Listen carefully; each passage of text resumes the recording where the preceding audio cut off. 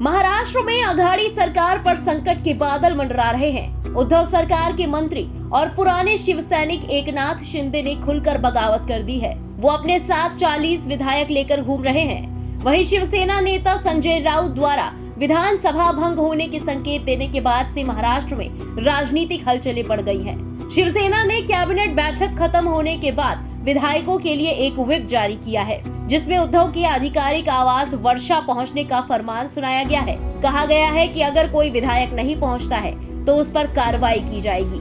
वहीं दूसरी तरफ भाजपा के सभी विधायक देवेंद्र फडणवीस के घर जुटने लगे हैं। बता दें कि महाराष्ट्र में चल रहे इस राजनीतिक घटनाक्रम में कंगना रनावत को सबसे ज्यादा याद किया जा रहा है। दरअसल कंगना रनावत और उद्धव ठाकरे की लड़ाई किसी से छिपी नहीं है। कंगना का उद्धव सरकार के खिलाफ लगातार बयान देना और सितंबर 2020 में मुंबई स्थित कंगना के दफ्तर और घर पर बीएमसी का बुलडोजर चलना उस वक्त चर्चा का विषय बना हुआ था। कंगना के घर और ऑफिस पर बुलडोजर सरकार के इशारे पर ही चलाया गया था। वहीं कंगना का उस दौरान मुंबई पहुंचने पर शिव सैनिकों ने जमकर विरोध किया था। कंगना ने मुख्यमंत्री उद्धव पर जमकर निशाना साधा था। कहा था कि उद्धव ठाकरे, तुमने मुझे गाली दी थी, तुम्हारे लोगों ने मेरा जबड़ा तोड़ने की बात की थी और मुख्यमंत्री होकर तुमने मुझे धमकाया था। बता दें कि कंगना ने ट्विटर पर एक वीडियो शेयर करते हुए कहा था कि उद्धव ठाकरे, तेरा घमंड टूटेगा।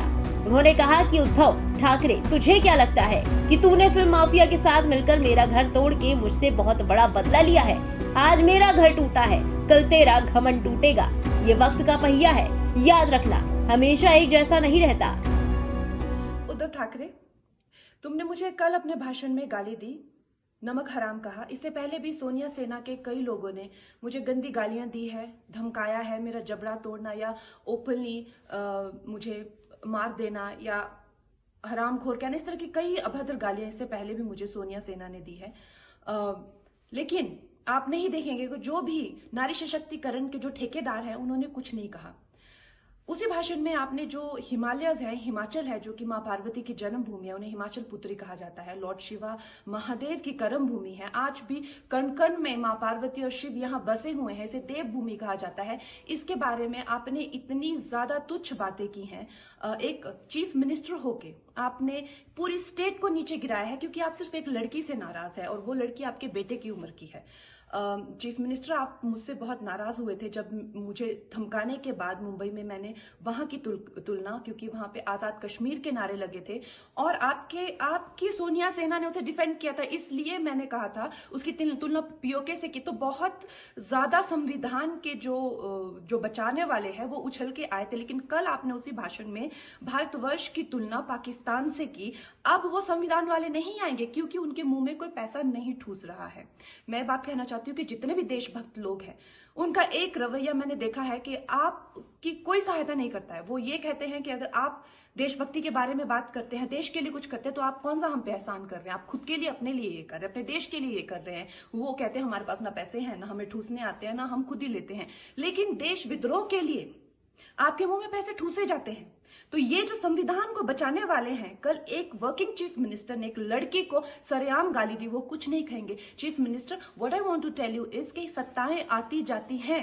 आप सिर्फ एक गवर्नमेंट सर्वेंट है और महाराष्ट्र के लोग आपसे रेजोनेट नहीं करते हैं, वो आपसे खुश नहीं है। सत्ताएं आती जाती है, लेकिन जो इंसान एक बार सम्मान खो देता है चीफ मिनिस्टर, वो उसे नहीं पा सकता है। जय हिंद। महाराष्ट्र में चल रहे सियासी संकट और उद्धव सरकार पर मंडरा रहे खतरे को देखते हुए कंगना का ये बयान खूब याद किया जा रहा है। लोगों का कहना है कि कंगना रनावत की बद्दुआ का ही असर है कि महाराष्ट्र की उद्धव सरकार पर संकट आया है। बड़ी बात यह है कि महाराष्ट्र में जिस तरह की सियासी तस्वीर बन रही है और जिस तरह से पुराने शिव सैनिक और मंत्री एकनाथ शिंदे ने बगावत की है, उससे यही लगता है कि उद्धव ठाकरे के लिए अपनी कुर्सी बचाना मुश्किल हो रहा है। फिलहाल आने वाले वक्त में क्या होने वाला है, ये देखना वाकई दिलचस्प होगा। इस खबर में फिलहाल इतना ही। देश और प्रदेश की तमाम बड़ी खबरों और लेटेस्ट अपडेट्स के लिए सब्सक्राइब करें इंडिया पब्लिक खबर के YouTube चैनल को, साथ ही बेल आइकन दबाना बिल्कुल न भूलें।